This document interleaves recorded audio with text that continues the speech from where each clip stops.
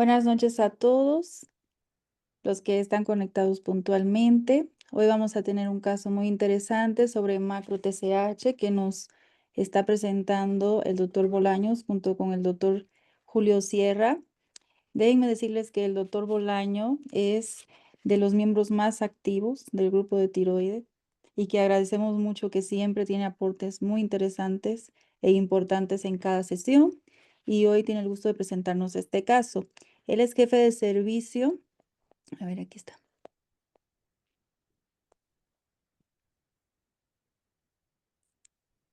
Vamos a ver, tengo la presentación del doctor Sierra primero. El doctor Julio Sierra es jefe de servicio de inmunoanálisis de la Unidad de Patología Clínica, médico pediatra por el Hospital Español de México. Tiene una maestría en ciencias biomédicas por la Universidad de Guadalajara y un doctorado en inmunología por la Universidad también de Guadalajara. Y el doctor Bolaños.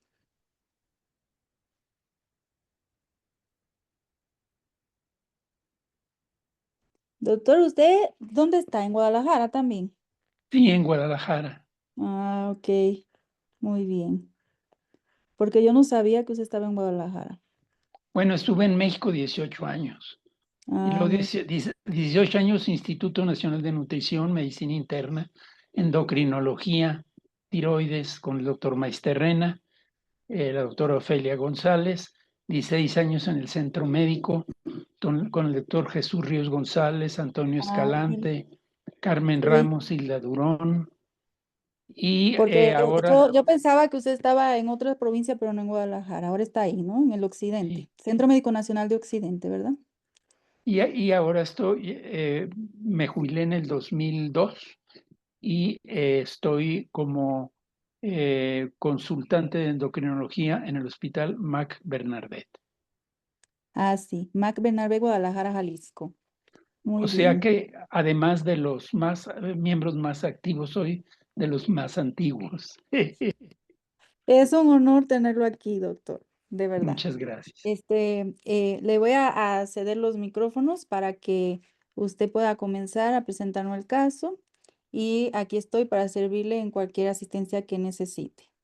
Muchas Espero que gracias, todos doctora. los presentes disfruten de este caso que pues no es común, es raro y que está muy interesante.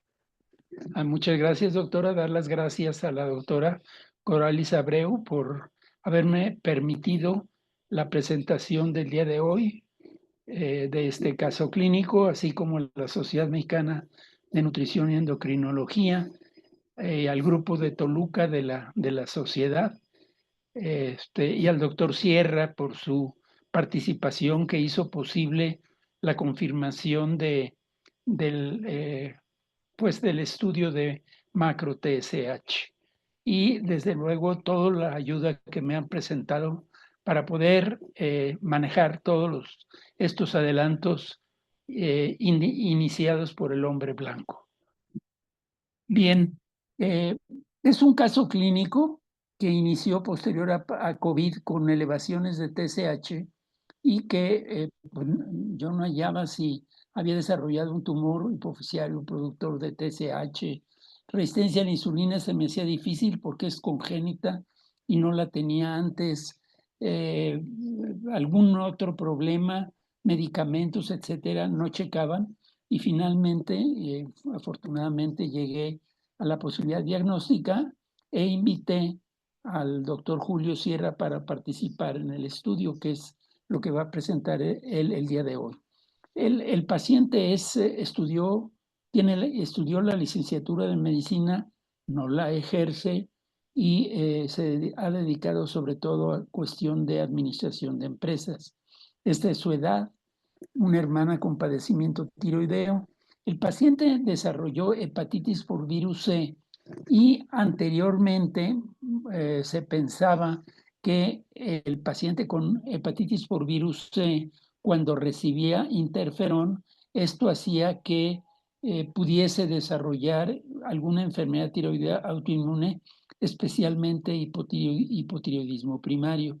Posteriormente pudimos ver en la literatura que no es necesario la administración del del interferón, del gamma interferón, y que la mera hepatitis por virus C se asocia con una mayor frecuencia de hipotiroidismo primario.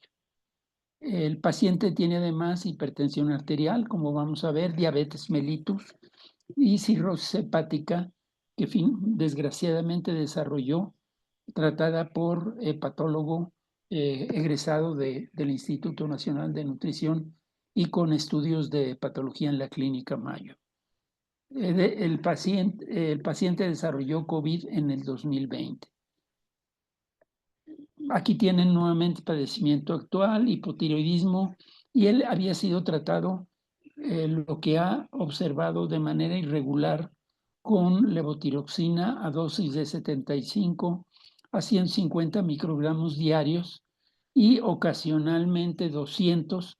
Estos 200 en realidad fueron cuando tenía TSH muy alta, pensando que o no absorbía o no absorbía o no tomaba el medicamento, intentando normalizar los valores de TSH. El paciente fue visto por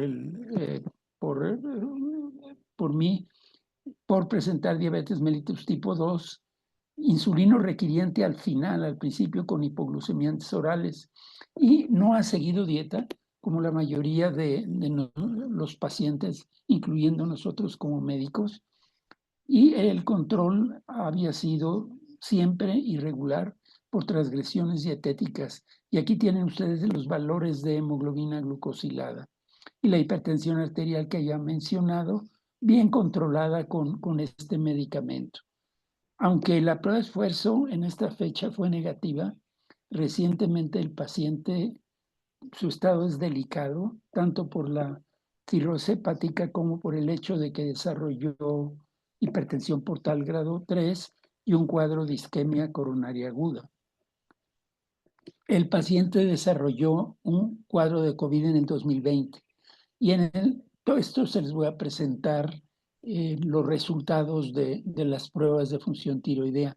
En septiembre del 2021 empezó a mostrar cifras elevadas de TSH, perdón, que inicialmente yo atribuía a ingesta irregular o incluso a alteraciones en la absorción de las hormonas tiroideas, pero con niveles normales anormales altos de levotiroxina, tanto la total como la libre, más evidentes en estas fechas.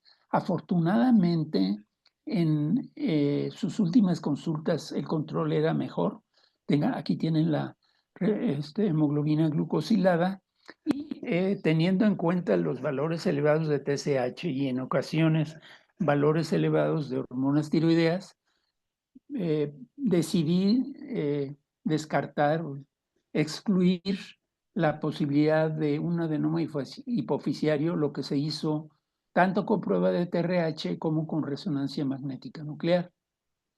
La exploración física del paciente inicialmente tenía la tiroides crecida, sin embargo, lo vi por muchos años, de hecho lo vi en el centro médico y después en forma particular, y aunque tenía un bocio multinodular, posteriormente la tiroides regresó a dimensiones normales. Mencioné que el paciente tenía sobrepeso y obesidad. Aquí tienen ustedes los índices de masa corporal, desde sobrepeso arriba de 25 hasta 32. Esto es obesidad grado 1. Tienen ustedes aquí la frecuencia cardíaca, la tensión arterial, bajo tratamiento, esta que tienen ustedes. Y en las últimas consultas, su hígado lo encontré con límite inferior 5.4 y 3 centímetros por debajo del borde costal derecho. Y el ultrasonido mostró cirrosis hepática y dilatación de la vena porta compatible con hipertensión portal grado 3. De hecho, él tiene historia de sangrado digestivo por varices esofágicas que se han tratado con esclerosis. Pues estas serían causas espurias de elevación de TSH, macro TSH. No es fase de recuperación de enfermedad no tiroidea. No estaba ingiriendo yodo, amiodarona ni biotina. Ingesta irregular de levotiroxina sí es una de las causas más frecuentes de elevación de TSH. Pacientes que se les olvida tomar por un tiempo la levotiroxina, se eleva TSH y los últimos días, ya que van a asistir a consulta, la vuelven a tomar y entonces las hormonas tiroideas pueden estar normales o incluso elevadas, pero la TSH no ha dado tiempo para que se normalice o disminuya. Y desde luego cabe la posibilidad de error de laboratorio. Aquí tienen ustedes las cifras. Lo modifiqué para hacerlo más claro. Aquí tienen ustedes la T4 libre. En esta ocasión estaba con datos de bioquímicos de tirotoxicosis. Aquí en el límite superior normal. Aquí tienen los valores de TSH. Este valor en límite inferior normal de TSH con una con una T4 libre en límite superior normal. Aquí tienen ustedes el cuadro de COVID. Fue en marzo del 2020. El paciente tomó ivermectina, entonces estaba de moda. Se autotrató, se encerró en su casa, tomó ivermectina y paracetamol. El cuadro no fue muy severo y el cuadro remitió. Se acepta que el COVID crónico, como sería este uno de los casos, aparece después de 12 semanas del cuadro de COVID. Y vean ustedes cómo aquí empieza a aumentar la TSH. El paciente estaba recibiendo entre 150 y 200 microgramos de levotiroxina. Y llega un momento en que llega a tener hasta esta cifra. Yo aumento a 200 microgramos sus hormonas, la levotiroxina, y entonces a pesar del aumento sigue con TSH muy elevada, con la T4 libre ligeramente elevada y datos clínicos de tirotoxicosis en forma de palpitaciones, por lo cual reduzco la dosis nuevamente a 150, pero sigue con la TSH muy elevada y la TSH muy elevada y la tiroglobulina ahora ya en valores normales altos. Esta es la prueba de TRH con 200 microgramos de la hormona. Se descarta nuevamente la posibilidad de un adenoma hipoficiario. Además de la resonancia magnética nuclear, vemos que hay respuesta de TSH que estaba alto, se incrementa con la administración de TRH. Además de que el paciente, pues la posibilidad de resistencia a hormonas periféricas generalmente es congénita, de manera que no la tomé en cuenta. Y entonces ahora le pediría al doctor Julio Sierra, si fuera tan amable, en presentar sus imágenes en relación al estudio bioquímico del paciente.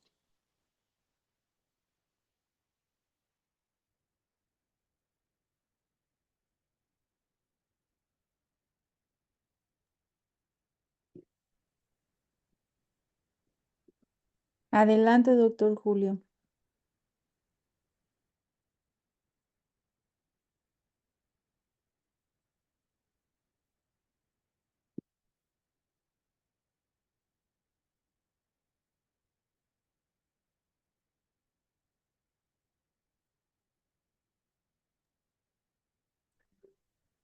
Parece que el doctor Julio está congelado ahorita. No lo veo en la línea.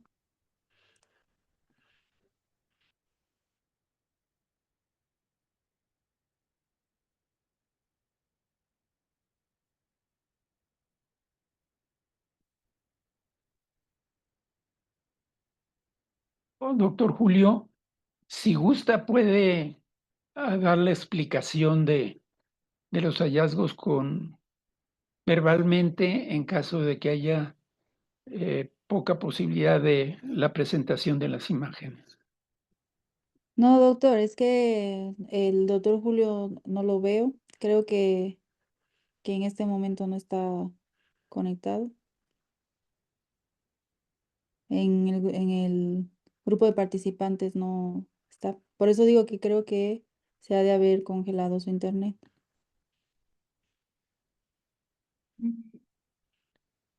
Puedo esperar y si no, puedo hacer aunque esas imágenes en relación a los estudios bioquímicos las quité de la presentación, pues tengo en la memoria de lo que hay descrito sobre esto en caso de que no hubiera posibilidad de que se presentara sus datos.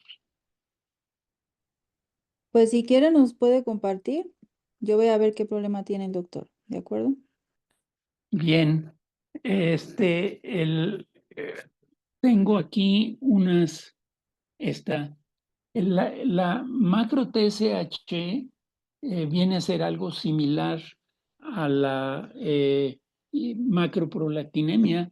La macroprolactinemia es mucho más frecuente. Vean ustedes, tiene una prevalencia de 10 a 25% en los casos de hiperprolactinemia y la prevalencia en casos de macro TSH es mucho más baja, de 0.6 a 1.6 en caso de TSH mayor de 10 microunidades por mililitro.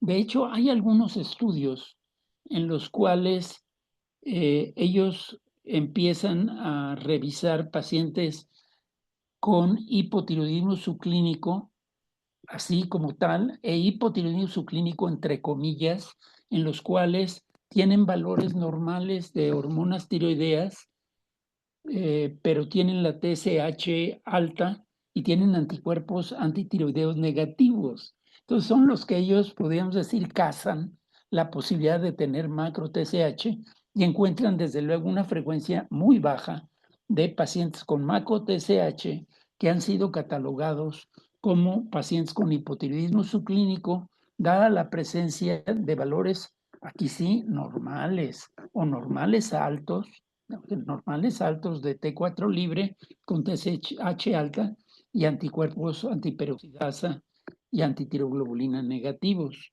Se estudian y un número de ellos tiene inmunoglobulinas que la mayoría son IgG e IgM que precipitan estas inmunoglobulinas y entonces se puede hacer el tamizaje de la T4 libre que se encuentra en el sobrenadante y la T4 libre y la T4 que fue precipitada con polietilenglicol.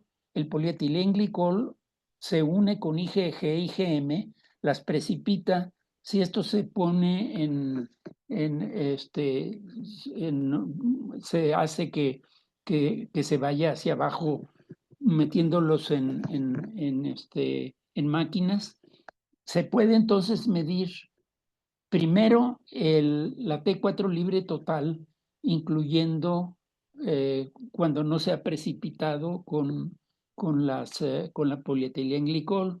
Después, esto en un tubo de ensayo, después se meten en una centrífuga para que se precipite la función unida al polietilenglicol y se mide lo del sobrenadante, que entonces vendría a ser la T4 libre o la T4 no unida a la IgG-IgM y se hace una operación aritmética en donde se resta la T4 libre del sobrenadante de la total dividida sobre la total, o sea, la que se hizo antes de la centrifugación, y eso se multiplica por 100 y se hace un cálculo de cuánto quedó en la porción precipitada. Cuando en la porción precipitada es más de un 65, un 70%, se habla de la existencia de macro TSH.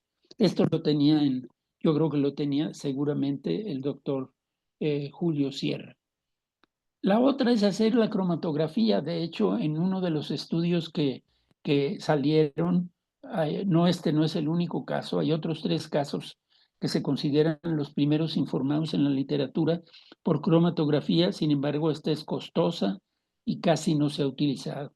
Los otros anticuerpos que se pueden salir falsamente positivos porque se trata de inmunoglobulinas son anticuerpos de ratón que pueden estar presentes en humanos normales y otros sujetos que les llaman anticuerpos heterófilos que sería el Epstein-Barr y el factor reumatoide. En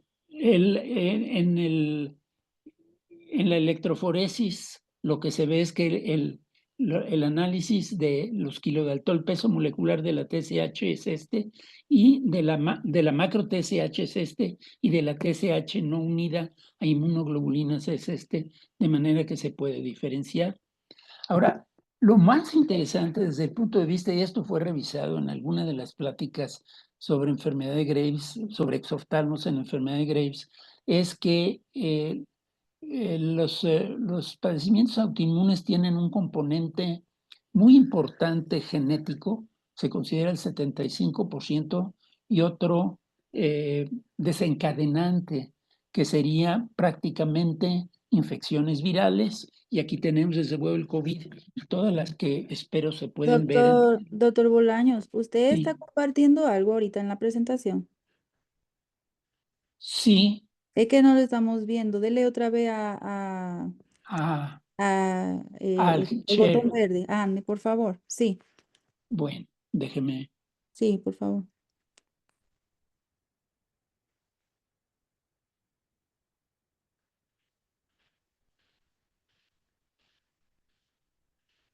share. Ahí está. Ujú. Sí. Deje que se presente y si quiere, eh, Sí, está bien. Aquí, aquí, póngala, aquí dice. póngala grande, como usted lo hizo ahorita. ¿Así se ve? Se ve, pero puede, ahí, ande, ahí está. Si Ok. quiere, antes de esa usted había presentado una. Esta, ¿la Y vieron? después, ujú, esa ya la vimos. Esta, bueno, es la de prueba de Ahí, TRH. ajá, Aquí exacto. entró, iba a El entrar el doctor, doctor y Sierra. ahora la que sigue. Bueno, esto Ahí. lo Ande. dije todo de memoria. Ok, ya, pero Y desde esto, ahí no vimos, ¿va? Puede aquí, seguir. ahora, de acuerdo. Le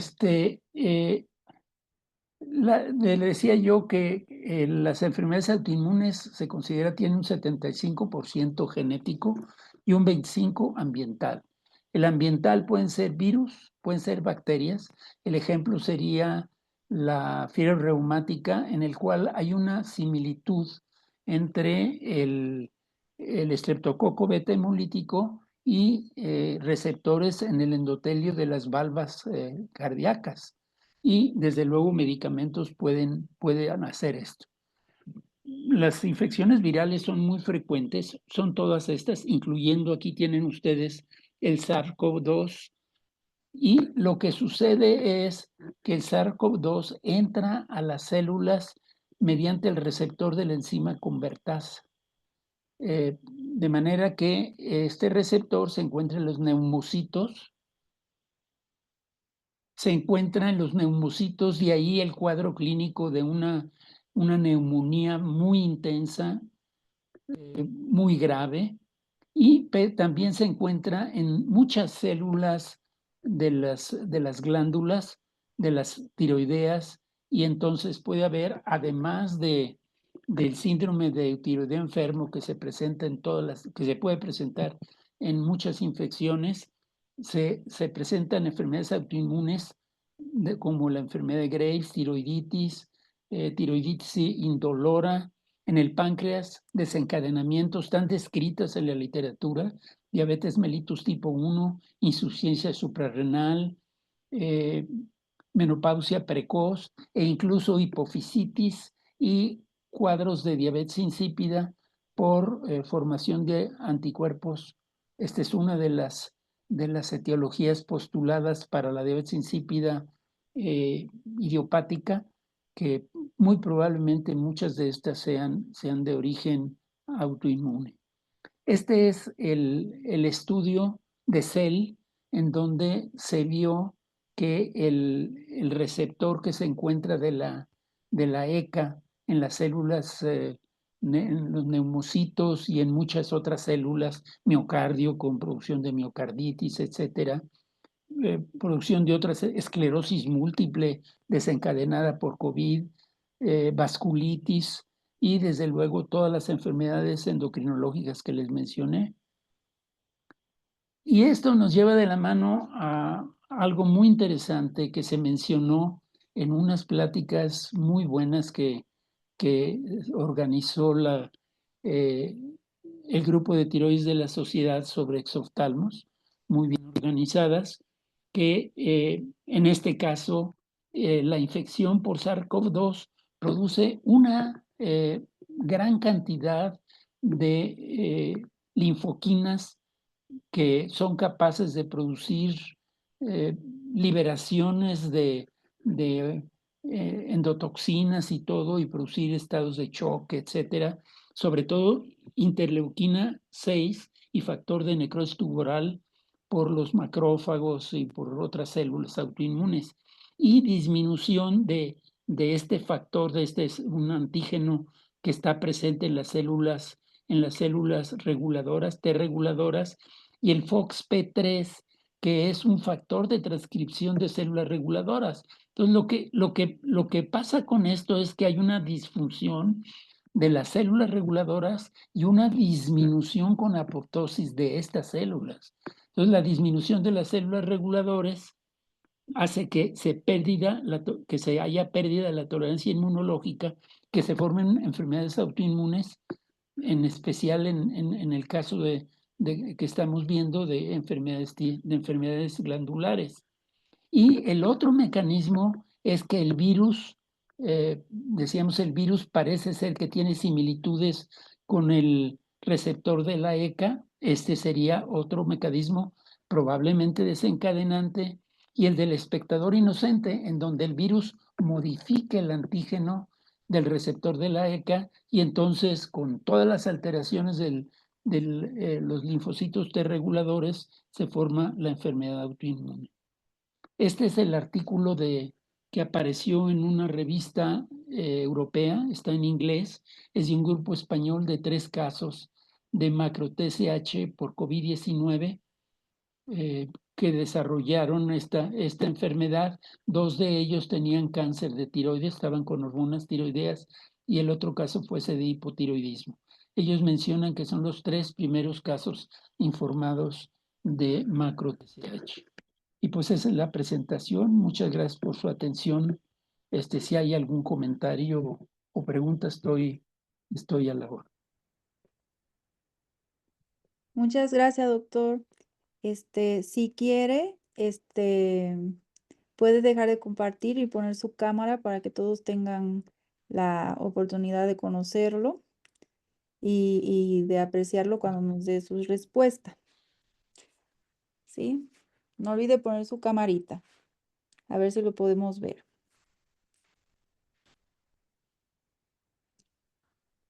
Déjeme, ya. Ande, ahí, perfecto. Sí, ahí lo vemos muy bien. ¿Alguien de los que están conectados tienen alguna pregunta para el doctor Bolaños? Pueden abrir su micrófono sin problema y hacer la pregunta. Sí, buenas noches, doctor Bolaños. Hola, Sí. Carlos Cisneros. Muchas gracias por la presentación. Me quedaron algunas dudas del caso, pero seguramente por cuestiones de tiempo ahí nos podrían precisar. ¿Del daño hepático se tuvo algún diagnóstico presuntivo o a qué le atribuyeron el daño hepático? Bueno, pues en la actualidad, como pues, todos sabemos, se está considerando que la primera causa de cirrosis hepática viene a ser el síndrome metabólico y la obesidad. Sin embargo, la idea es que en este caso la hepatitis C pueda también haber sido una causa. La impresión que me queda a mí por los casos incluso que he visto de algunos, hasta algún colega, etcétera, que tienen síndrome metabólico y que tienen además una ingesta, diríamos, regular de bebidas alcohólicas, regular, digamos, unas 7 cervezas o 8 cervezas a la semana, que es frecuente que desarrollen cirrosis hepática. Entonces, de hecho, eso está informado en la literatura.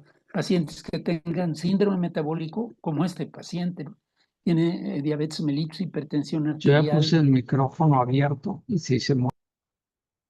Sí, sí se oye lo que estoy hablando. Doctor, Sí. sí, se escucha perfecto, doctor.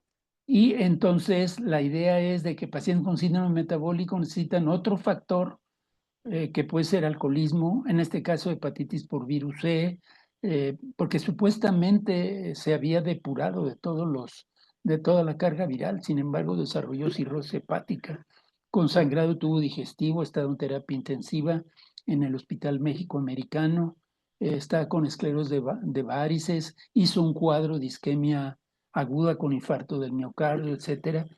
Su estado de salud no lo conozco en los últimos días, pero la idea mía es de que pueden ser varios factores.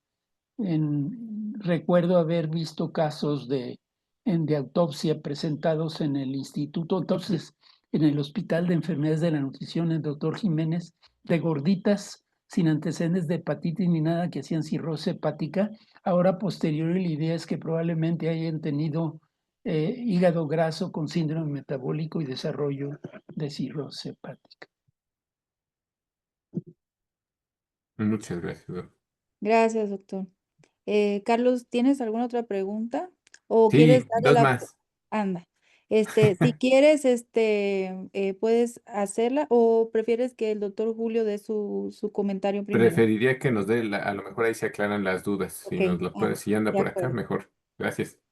Doctor Julio Sierra, si quiere compartir su presentación para darnos los detalles, lo puede hacer ahorita.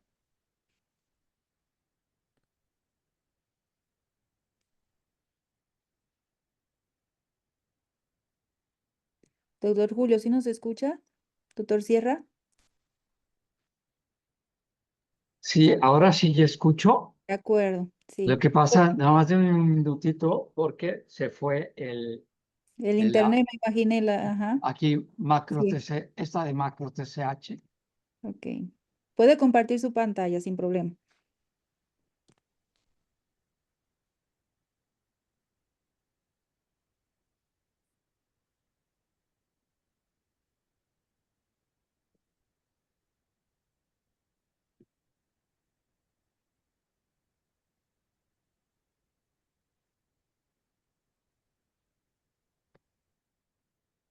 Ahora, ajá, déjeme preguntarle si ya lo Sí, ven. sí lo podemos ver. Muy bien, Ah, ok. doctor. Ujú. Muchas gracias. Adelante. Gracias, muchas gracias, ingeniero. Gracias. Ay, perdón, lo que pasa es de que se fue el internet aquí, pero bueno, al parecer ya pudimos arreglarlo y espero que pueda servir la información que he preparado para ustedes, porque primero agradecerles que quiera alguien oír el laboratorio. No es muy frecuente que los médicos clínicos quieran oír cómo se hacen las pruebas y eso a veces trae mucho conflicto. Miren, yo lo que preparé es cómo podemos estudiar desde el punto de vista del laboratorio lo que sucede con las muestras. En general, esto se llama dos tipos de interferencia. Hay interferencias endógenas e interferencias exógenas.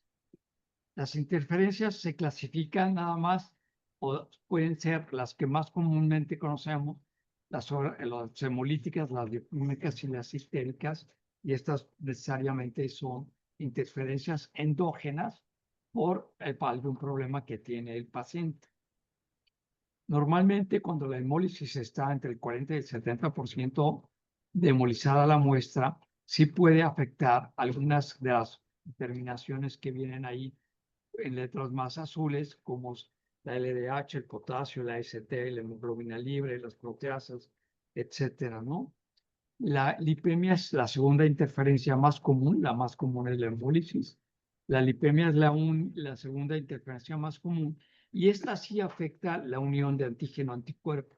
Esto es importante porque la mayoría de las metodologías empleadas en el laboratorio, desde el punto de vista de la inmunología, están muy relacionadas ya sea a determinar el antígeno o a determinar el anticuerpo. Y la unión del antígeno con el anticuerpo, eso es lo que va en un momento dado a permitirnos cuantificar si hay presencia de antígeno o si hay presencia de anticuerpo. Entonces, el factor más interferencia en este tipo de metodologías, quimioluminiscencia, turbidimetría, ELISA, etcétera, sería la lipemia. Y la ictericia es la tercera causa, pero esa no es tan frecuente, no es tan común encontrarla pero sí afecta determinaciones muy frecuentes como son el colesterol, la glucosa, los triglicéridos, etcétera, porque todas estas metodologías se basan en la transmisión de luz. Para eso entonces se ha implementado una determinación que se llama el índice sérico, y este índice sérico lo que va a usar es un reactivo especial basado en cloruro de sodio para evaluar la calidad de la muestra y minimizar o llevar al mínimo los resultados aberrantes que por lo general se dan por una mala inspección visual, que es lo que casi todos los laboratorios emplean. Y este cloruro de sodio se usa porque cuando interfiere con alguna de las causas que les he mencionado, entonces la longitud de onda de cada una de ellas es diferente. La lipemia, como ven en el gris, llega pues principalmente a los 600 a 700 nanómetros. La lipemia el ictericia entre los 400 y 500 y la hemólisis hasta los 600. Entonces esta longitud de onda es lo que nos permite determinar la interferencia. En el caso que nos ocupa para la TSH, ahí lo ven ustedes, está marcado en rojo, y la bilirrubina cuando está menor o igual a 700 micromoles por mililitro es cuando puede interferir sobre TSH. La hemólisis cuando está menor o igual a 6.21 milimoles y 200 para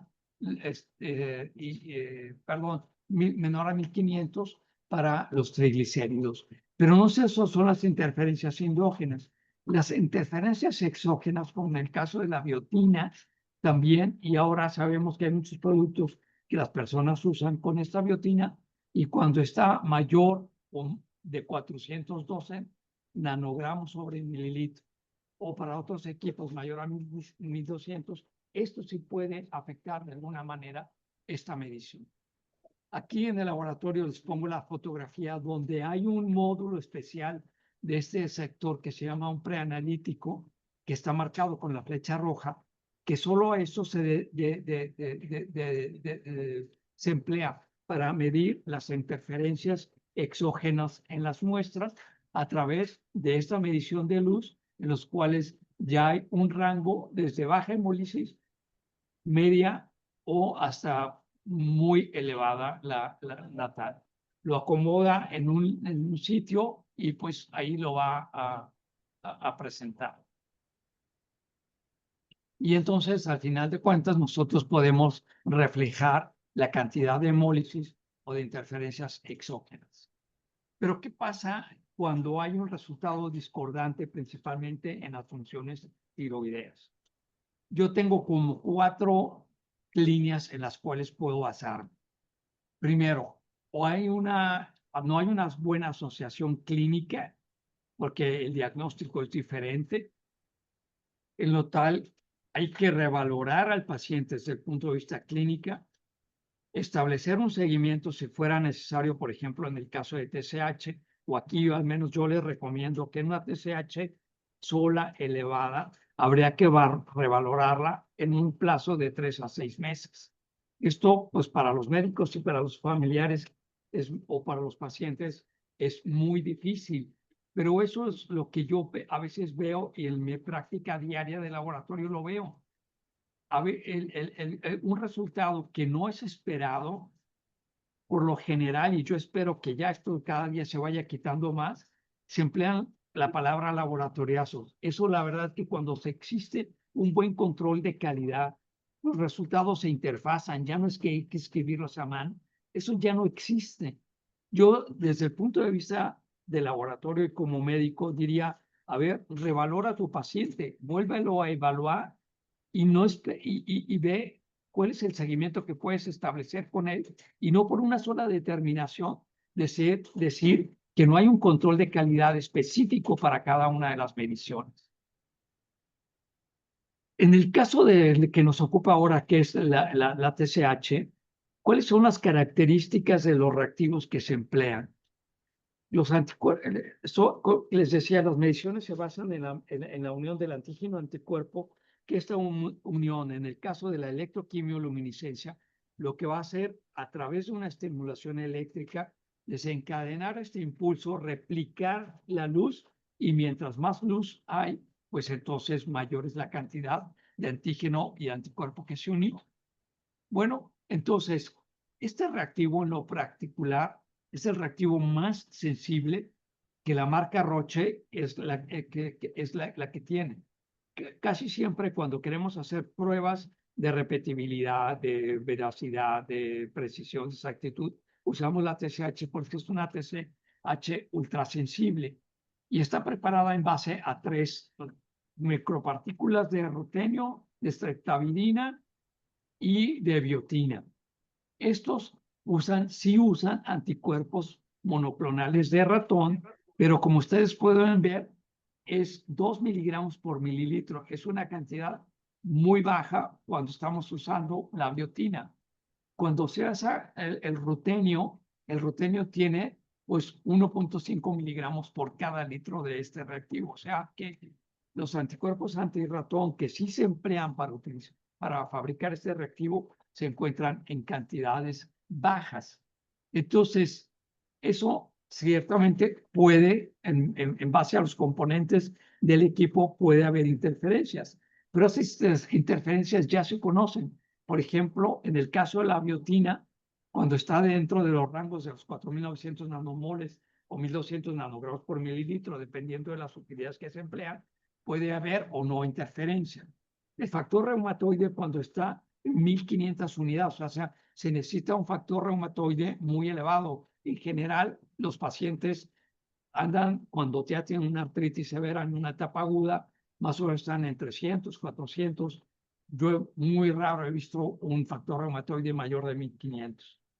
La presencia de IgG, puesto que la mayoría de los anticuerpos son de tipo IgG o son también anticuerpos IgM, estos son cuando están equivalentes a 200 a 2.000 miligramos sobre decilitro o 2 gramos sobre decilitro, y para IgM de 0.5 gramos sobre decilitro. Entonces ya son compuestos que se conocen cuáles son las posibles interferencias que se puedan presentar. Entonces, ¿cuándo sospechar? Bueno, creo que a lo mejor ya lo haya dicho el doctor. ¿Cuándo sospechar en un resultado clínicamente que yo no esperaría desde el punto de vista clínico?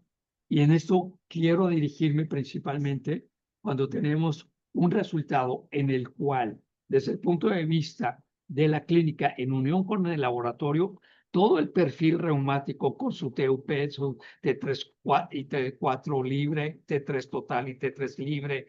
Entonces, cuando hay un resultado solamente de una TSH elevada, yo diría, ok, no digamos, hay que esperar y revalorar al paciente en un lapso de 3 a 6 semanas. Esto clínicamente lo saben ustedes mejor que yo, pero claro, una macro TSH es una cosa muy rara. Nosotros vemos casi siempre una macroprolactina y hacemos determinaciones de macroprolactina, pues unas 20, 30, muy, muy frecuente, y usamos el mismo para la determinación de la prolactina libre, el mismo procedimiento que les voy a explicar más adelante, que es la utilización del polietilenglicol. Entonces, la unión del peso molecular de las inmunoglobulinas elevado, unido a la TSH, pues va a dar ese complejo de macro TSH, que en un momento dado la linearidad del equipo es muy importante. En el caso de la TSH que nosotros tenemos, podemos detectar desde un límite inferior mínimo sin diluir, desde 0 hasta 100, y a una dilución hasta 1.500. Y lo mismo sucede con la prolactina. Con la prolactina, y aprovecho para decirlo, podemos nosotros cuantificar sin dilución, o sea, sin que se pierda la linearidad, desde 0 hasta 470. Normalmente siempre llegan solicitudes. Hacer prolactina diluida a una 100. A ver, no necesito la dilución. Si la prolactina está en el nivel de 37, está en nivel de 200, la linearidad del equipo me permite isuar sin diluir. Y cuando viene ya el paciente con la idea de que el endocrinólogo le dijo que te midan la prolactina con dilución no hacían, es un lío. Pero esto está en base a la linearidad de los reactivos. Y esto sí me da gusto y agradezco al doctor que me haya invitado, porque es una explicación que en un momento dado necesito dar tanto a los endocrinólogos como a los ginecólogos. Se necesita conocer el rango lineal de la determinación de la prueba para cuándo se va a presentar el efecto FUG. En el caso de la TSH tendría que ser mayor a 100 y en el caso de la prolactina tendría que ser mayor de 450. Entonces, pueden darse casos aislados, sí, y esos casos aislados pueden ser en el caso de la streptavidina, del rutenio o de la IgG o de un factor reumatoide, pero cuando estén por arriba de los rangos que ya hemos, que ya he mencionado, ¿no? Entonces, puede ser que un paciente tenga anticuerpos contra rutenio, sí, tenga cuerpos contra streptavidina, sí, pero es muy raro. Sería más frecuente que tuviera anticuerpos contra biotina, por los casos que ya hemos hablado de la presentación de champús, cremas, etcétera, que el paciente en un momento dado pudiera estar tomando. Ahora, entonces, ¿cómo, desde el punto de vista del laboratorio, cómo analizo yo un resultado discordante? Bueno, lo primero es entre el clínico y el resultado del laboratorio. O sea, a ver, vamos entrando en un diálogo. ¿Qué es lo que no te cuadra de este perfil tiroideo? Que aunque podrá ser en un momento dado un eutiroidismo o un tiroideo subclínico, pero tiene que haber un diálogo y no solamente, como espero que ya yo he podido especificar, los laboratorios ya no se dan, son muy raros. Bueno, puede haber, yo lo analizo, valores discordantes, ok, porque tiene una TSH con valor elevado y sin embargo la T4 y la T4 libre están también elevadas. Claro, es un resultado discordante y que tengo yo que entonces revalorar si no hubo algo que interfiriera en esa medición o unos resultados inverosímiles. En un caso, una vez tuve unos anticuerpos, pues también contra de T3 total elevadísimos, o en un momento dado, cambios bioquímicos sin variaciones del tratamiento. Pero aquí hay que ser muy consistentes con que el paciente de veras o tome el tratamiento o no lo haya interrumpido, y hay muchos factores y variables preanalíticas que influyen en el paciente y que el paciente toma las decisiones a veces de no tomar el tratamiento o de suspenderlo o de no cumplir con los ritmos circadianos que tienen las pruebas para sus determinaciones, y ahí sí puede haber entonces unas variaciones. Entonces, estas interferencias endógenas que no sean necesariamente como las que ya vimos de ictericia, etcétera, pues el factor reumatoide, muy bien, voy a medir el factor reumatoide y los niveles del factor reumatoide para ver si no hay no está mayor de 1500. Casi saber que hay anticuerpos, autoanticuerpos contra T4 y T3, pues tenemos que recurrir a otro tipo de estudios. La presencia de anticuerpos heterófilos que se da entre el 0.2 y 15% de los pacientes. El diseño del reactivo, que en este caso, como les decía, está hecho en base a rutenio para minimizar la necesidad de la utilización de anticuerpos monoclonales de ratón. Y también tomar entonces en cuenta esta macro TSH, que estoy consciente de que no es un diagnóstico habitual.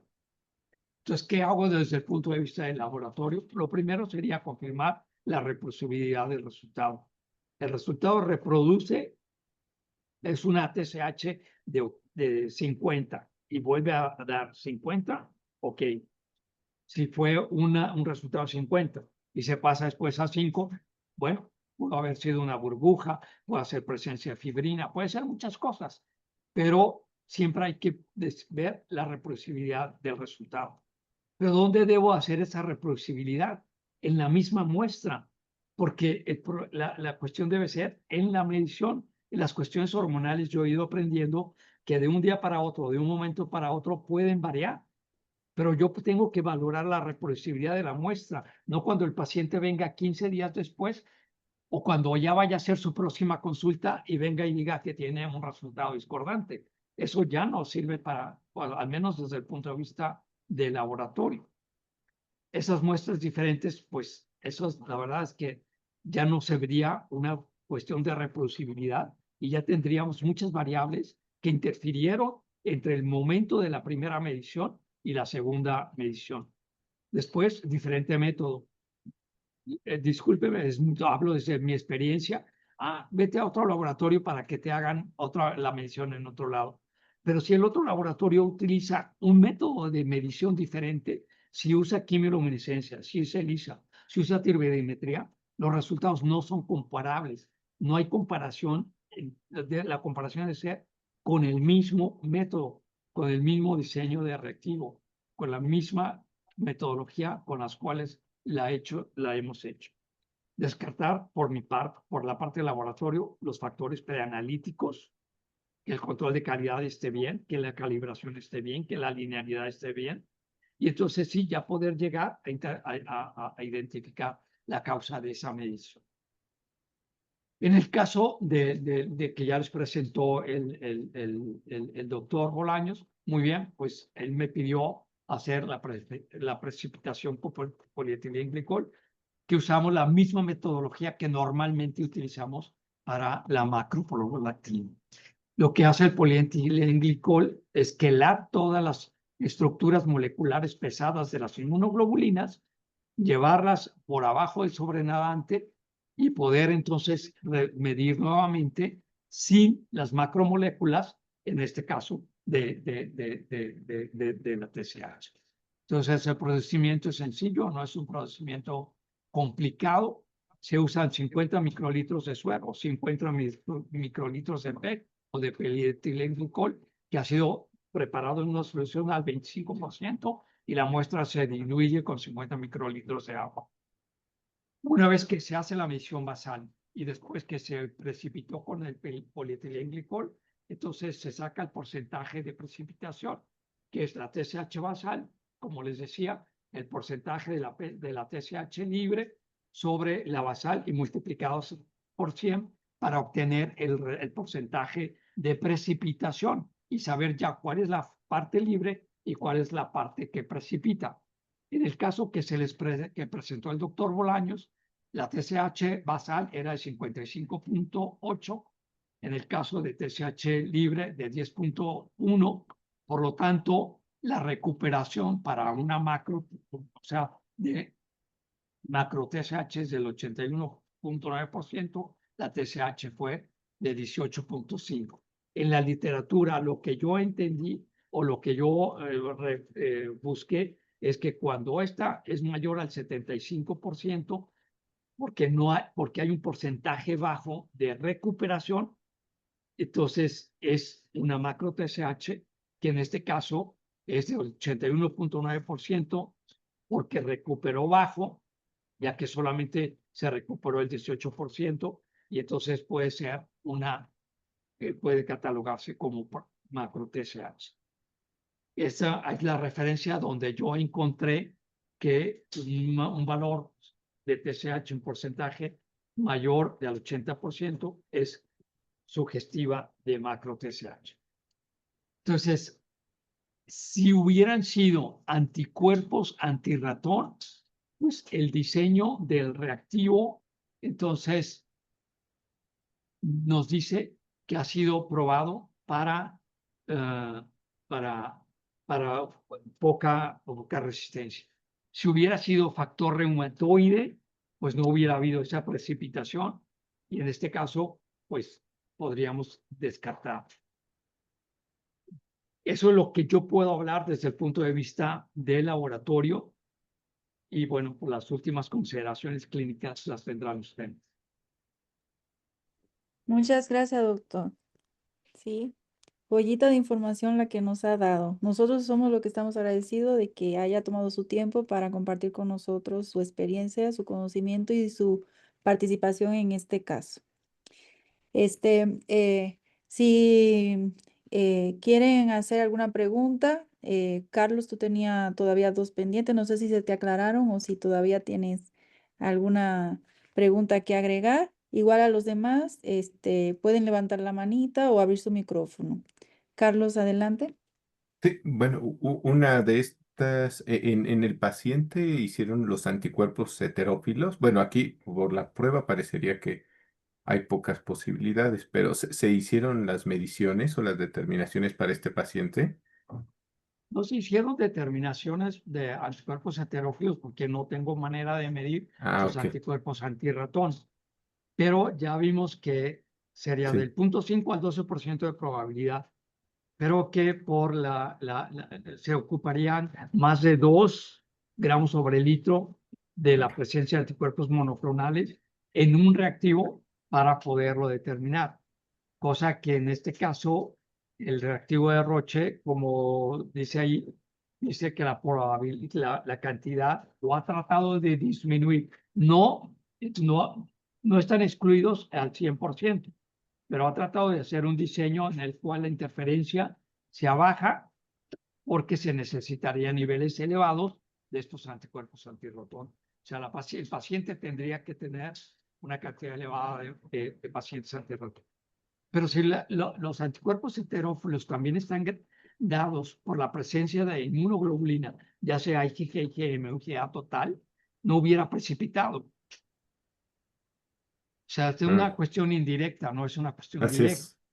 porque lo que va a precipitar el polietilenglicol son las inmunoglobulinas. Y justamente aprovechando la expertise del doctor Sierra, ¿hay algún método ahí en laboratorio en el que tengan para poder determinar el peso molecular de los complejos? Vamos, la cromatografía o algún sitio en donde ustedes lo puedan hacer como para poder hacer la inferencia. Todavía no tenemos espectrofotómetro de masas, pero sí puedo decirle que dentro de 2 años el diseño de estos equipos va a ir a la espectrofotometría. Sí, sobre todo aterrizando un poquito a la parte clínica o pensando en este caso. Pues parecería que sí se trata de un caso de macro TSH, pero bueno, al menos en los diferentes casos o en las diferentes revisiones, pensando en que están las posibilidades que sí sean asociadas a inmunoglobulinas, pero hay otra parte que pudieran ser no asociadas a inmunoglobulinas y por los antecedentes del caso, pensando en que tiene daño hepático y eso podría llevar a glicosilación alterada. Aparte era diabético y eso también puede hacer que se glicosilen y que se pegue más la TSH. Y por la misma inflamación por el COVID y por la citocina, también eso favorece que se formen complejos de TSH y ahí hay como que tres o hasta cuatro posibilidades y la única forma de hacer la diferencia entre qué hizo que se formara esa macro TSH, si fue inmunoglobulina o no, es el peso molecular. Entonces, yo creo que como clínicos estaríamos interesados en algún momento en poderlo hacer. En su momento, en los protocolos, yo me acerqué al INMEGEN, pero no, al grupo al que me acerqué no lo estaba haciendo. Habría que ver si hay algún laboratorio, aunque no sea de medicina, porque hay algunos del Simvestab que pudieran estar haciendo y que lo utilizan para determinar peso molecular de otras y ver si aceptan esos biológicos. Creo que sería de mucha utilidad para hacer el diagnóstico diferencial y empatarlo con lo clínico. Aquí todavía me queda la duda de cuál de todos estos mecanismos pudo haber contribuido a esta macro TSH, pero está interesante. Muchas gracias. Gracias, Carlos, por tu pregunta. ¿Alguien más tiene alguna pregunta o comentario para el doctor Bolaños o el doctor Sierra? Bueno, yo tendría una para el doctor Sierra. Adelante, Doctor doctor. Sierra, que la glicosilación de las moléculas afecta la determinación de TSH. La glicosilación, que yo sepa, no, a menos pues, de que hubiera sido una muestra que en un momento dado, pues, bueno, ya lo dijo el doctor Carlos, si hay un antecedente de un paciente diabético, ¿no? Sí, No, creo que aquí tendríamos que recurrir a otra medición que en un momento dado sí nos hubiera determinado esa glicosilación. Creo que, o sea, me parece interesante y lo quiero decir en buen plan, el escepticismo del doctor Carlos en ese sentido. Hay que agotar todas las posibilidades antes de querer pensar que todas las TSH elevadas equivaldrían a macro TSH, ¿no? Creo que va un poco por ese lado, pero creo que sí tendríamos métodos indirectos para hacerlo. Por ejemplo, yo creo, como desconozco que sea el caso, pero en un momento dado podríamos haber medido no solamente la hemoglobina glicosilada, y pensar que en un momento dado sí hay glicosilación de proteínas a través de una hemoglobina glicosilada elevada, ¿no? Pero son maneras indirectas, no son maneras directas. Y en lo que está informado en la literatura, los pacientes con descontrol metabólico a los que se les hace pruebas de función tiroidea, el hecho de que cuando menos teóricamente tengan mayor glicosilación produce diferentes los resultados de las hormonas tiroideas o de la TSH. Yo creo que aquí lo que es importante es la evaluación clínica o el seguimiento del paciente, porque en un momento también la glicosilación sabemos que tiene altas y bajas en el organismo, pero si tiene niveles constantes elevados de TSH, eso es lo que creo que podría servir. Pero también son cuestiones indirectas, no son cuestiones directas. Gracias, doctor. Doctor Bolaños, entonces, al menos que alguien más tenga preguntas por ahí, para ir, mire, hay una en el chat, dice,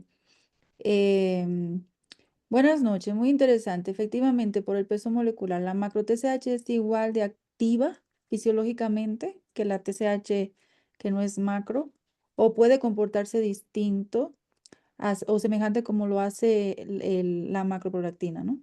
Y tiene ¿cómo dice?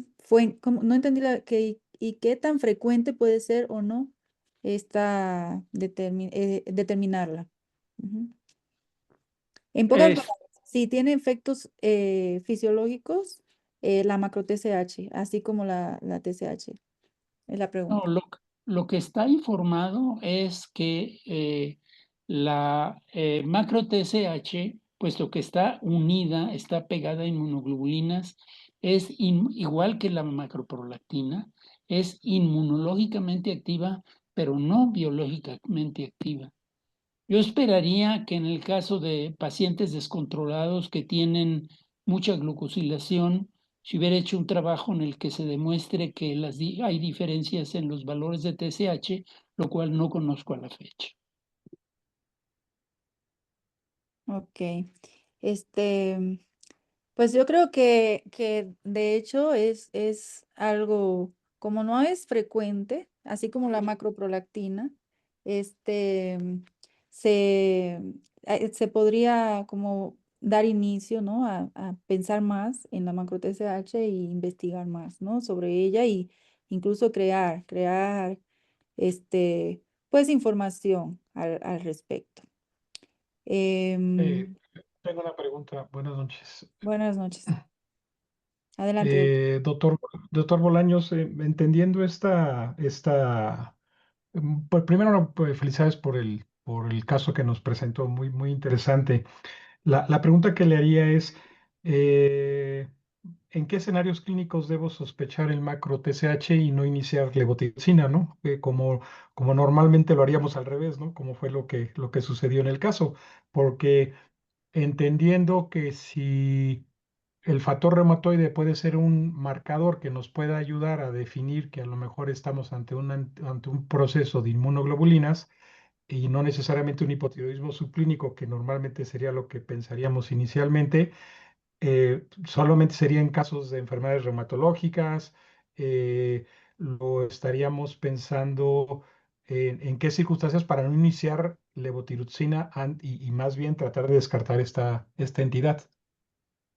Pues la idea que tengo por lo que se ha presentado es que a diferencia de los anticuerpos de ratón, que sí son, yo creo, capaces de fijar hormonas tiroideas, que sepa yo, factor reumatoide y anticuerpos contra Epstein-Barr no son capaces de captar hormonas tiroideas. Lo que puede suceder es que funcionen como macroglobulinas y que sean precipitados, pero sin captar hormonas tiroideas. Esperaría una opinión del doctor Sierra. Se van a precipitar como inmunoglobulinas, pero no son capaces de estar captando hormonas tiroideas. Yo pienso que, o sea, en mi opinión, creo que lo que falta es saber igual que en la prolactina, es a partir de qué nivel vamos a considerar, ¿no? Porque, por ejemplo, las prolactinas, pues sabemos que un nivel de 30, 40, solamente les tomamos en cuenta cuando estamos por arriba de 100. Creo que en el caso de la TSH no hay un valor, a lo mejor porque es un fenómeno raro, pero no hay un valor en el cual esperemos o pensemos que ya que pueda tratarse de una macro TSH. A partir de este nivel vamos a pensarlo. Creo que quizá no existe la causística suficiente para pensarlo así. Yo diría más bien, si es un paciente en el cual ha sido diagnosticado, está tomando tratamiento y tiene una persistencia de TSH elevada en el tiempo, que tampoco, pues yo podría decir cuánto tiempo, podríamos sospecharlo, pero no pensarlo ya de entrada y tampoco a partir de un nivel. Creo que ahí más bien es la evolución del paciente lo que nos puede orientar. Y claro, pues si le estamos dando hormonas y no hacemos que baje la TSH, pues también es algo que podemos. Claro, doctor. Muchas gracias. De hecho, lo mismo que mientras estoy viendo el caso, me están llegando a la mente varios pacientes que uno ve que dice que esta evolución no es la común, ¿no? Voy a hacer una pregunta que hay en el chat. Dice, algunos laboratorios como Quest, por ejemplo, determinan los anticuerpos anti-TSH, ¿no? Como los complejos de macro-TSH están integrados por anticuerpos, medir anti-TSH sería de utilidad. Es como una inquietud ahí, que ponen en el chat, doctor. Bueno, yo pienso que no, porque los anticuerpos antitiroideos van a otro tipo de enfermedades. O sea, anticuerpos tiroglobulina, peroxidasa tiroidea, no necesariamente están relacionados con una macro TSH. Sí. Entonces, Mencionaban los anticuerpos anti-TSH, no antirreceptor, como hacemos en el Graves, ni antitiroglobulina, ni ajá, antitiroperoxidasa, sino específicamente anti la TSH, que hemos sí, visto que sí lo miden. ¿Eso tendría alguna relevancia o no? Entonces, pero yo creo que sería por refractario al tratamiento, ¿no? ok. Bien, habría que ver. Yo creo que aquí la clave precisamente es eso, cómo va a evolucionar el paciente y que nos haga ruido este tipo de evolución y de respuesta, ¿no? Como la que tuvo el paciente del doctor Bolaños, que le suben la dosis, ya tiene las hormonas libres altas y sin embargo la TSH salía elevada. Y como dice el doctor Carlos, pues muchos factores. Hay otra pregunta en el chat. Este, ¿Cómo descartaríamos o fuera difícil que se trate de un síndrome de resistencia a levotirosina versus macro TSH, ¿no? En caso de persistir con TSH alta pero clínicamente estable. Y yo creo, esta yo creo que va para el doctor Bolaños, ¿no? Y también para el doctor Sierra, en el sentido de uno de los diagnósticos diferenciales también es la resistencia a hormonas tiroideas, ¿verdad, doctor Bolaños? Que se parece mucho, ¿no? Sí. Al hipertiroidismo secundario, que fue una de las cosas que usted descartó con la resonancia. Sí, la idea es que en la mayoría de los casos, si no es que en todos los casos, la resistencia a hormonas tiroideas es congénita y está presente prácticamente desde el nacimiento y tiene agregación familiar. Entonces, el paciente se controlaba perfectamente con hormonas tiroideas a dosis más bajas, y después del COVID es cuando empieza a elevarse la TSH unida probablemente a las inmunoglobulinas. Ahora, a mí me quedaría la duda de lo que se acaba de mencionar, que si esas inmunoglobulinas son anti-TSH o no son anti-TSH. Independientemente de si son o no anti-TSH, esas inmunoglobulinas fijan TSH, y esas inmunoglobulinas que fijan, yo no sé si están dirigidas contra la TSH, fijan a la TSH, se precipitan con polietilenglicol, lo que no sucede con la forma libre, y es lo que permite diferenciar la macro TSH de otras entidades. Entonces, esas inmunoglobulinas unen TSH y la aumentan falsamente. y esa TSH no es biológicamente activa. La TSH que no está unida a inmunoglobulinas es la que es biológicamente activa. De acuerdo, muchas gracias, doctor Bolaños. Algunas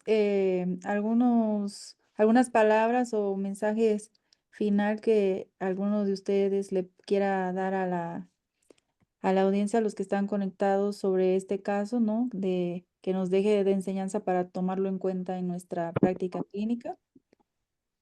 Hola, buenas noches. Ay, buenas Eh, noches, doctor. Bienvenido. ¿Qué tal, Corales? Buenas noches a todos. Eh, Sí quisiera hacer un comentario. Efectivamente, cuando uno ve el caso y empieza uno a recordar cuántos no hemos tenido en los que estamos en control de los pacientes y a pesar de que queremos bajar la TSH a valores normales, cuando subimos la dosis, entonces se elevan las hormonas tiroideas. Y a pesar de que se elevan las hormonas tiroideas como T3 libre o T4 libre, como quiera la TSH sigue arriba. Y no es infrecuente.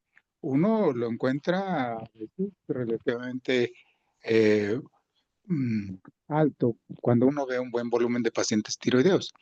Y yo lo que he hecho, por supuesto, nunca se me ocurrió que podría ser medición de macro TSH, sino más bien lo que hago es mantener a los pacientes con T3 libre, T4 libre dentro de la normalidad y los pacientes clínicamente se sienten muy bien, independientemente de cómo se esté comportando el valor de TSH.